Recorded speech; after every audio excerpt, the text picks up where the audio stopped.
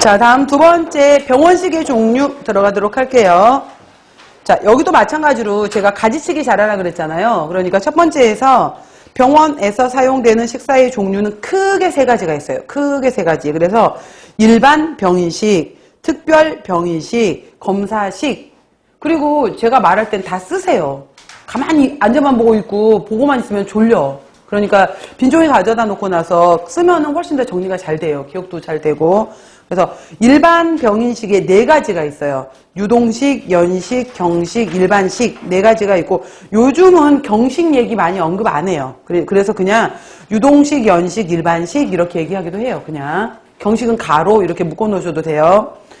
그 다음 특별병인식이라는 것은 이게 이제 본격적인 환자식이에요. 환자에 따라서 이 사람의 열량은, 이 사람의 당질은, 단백질은, 지방은, 염분은 신결석 환자인데 어떻게 할 건지, 그 밖에 이 사람은 관급식을 해야 될 것인지, TF 좀 이따 설명할 거니까, TPN 중심정맥 영향을 할 것인지, 알레르기 환자라면 어떻게 할 것인지, 환자에 따라서 달라지는 것을 우리가 특별병인식이라고 해요.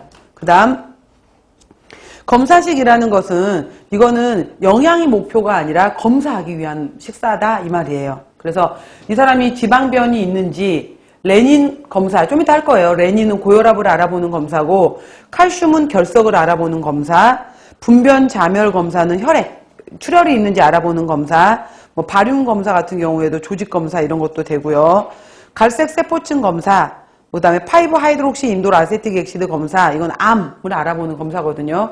그러니까 어떤 것을 알아보기 위해서 사용하는 검사를 우리가 바로 검사식이라고 얘기를 해요. 그래서 자 다시 얘기하면은 첫 번째 나와 있는 것이 이제 병인식 종류 중에서 일반 병인식이라고 했는데 일반 병인식에 완전히 물로만 주는 것에 해당이 되는 것을 우리가 유동식이라고 하고 유동식보다 좀 더 되직하게 주는 것을 우리가 죽식이다 라고 말하는 것을 연식이라고 하는 거고 그 다음에 된 진밥 정도에 해당이 되는 것을 경식이라고 하고 그냥 이 사람은 소화기는 아무 문제가 없어 아무거나 다 먹어도 돼 라는 사람들을 우리가 일반식이라고 한다라는 거예요. 그래서 일반 병인식의 경우에는 왜 병원에 입원하고 난 다음에 큰 수술을 했네. 그리고 나서 하루 동안 음식 먹고 싶어 죽겠어. 물도 처음에 맘대로 못 먹게 하고 물도 입안에 거즈로만 물게 하고 막 그렇잖아요.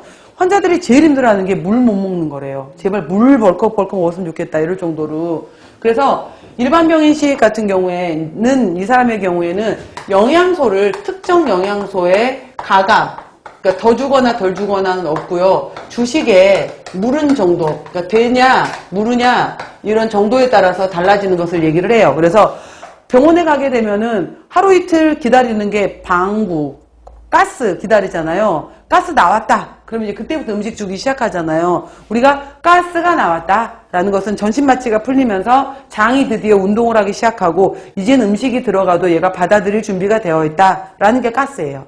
그래서 이제 그때부터 주기 시작하는 건데 이건 뭐 특정 어떤 영양소를 더 주고 덜 주고가 아니라 이거는 얼마나 무르냐. 그래서 유동식 같은 경우에는 완전히 물 종류에만 해당이 되는 맑은 유동식과 이거보다는 조금은 더 되직한 전유동식 이렇게 얘기를 하거든요. 그래서 전유동식 같은 경우에는 우리가 일반적으로 이제 미음이라고 얘기를 하게 되는 거고 연식 같은 경우에는 우리가 죽이라고 얘기를 하게 되는 건데 여러분 생각해 보면은 우리가 이 미음하고 죽의 차이는 조리 시간에 다시 할 거예요. 근데 죽의 경우에는 알갱이에 4배, 5배 정도의 4배에서 5배의 물을 이용한다면은 미음의 경우에는 무려 10배의 물을 써요. 그러니까 곡물에다가 10배의 물을 넣은 다음에 이 10배의 물을 넣은 걸 그냥 주는 게 아니라 얘를 또 갈아.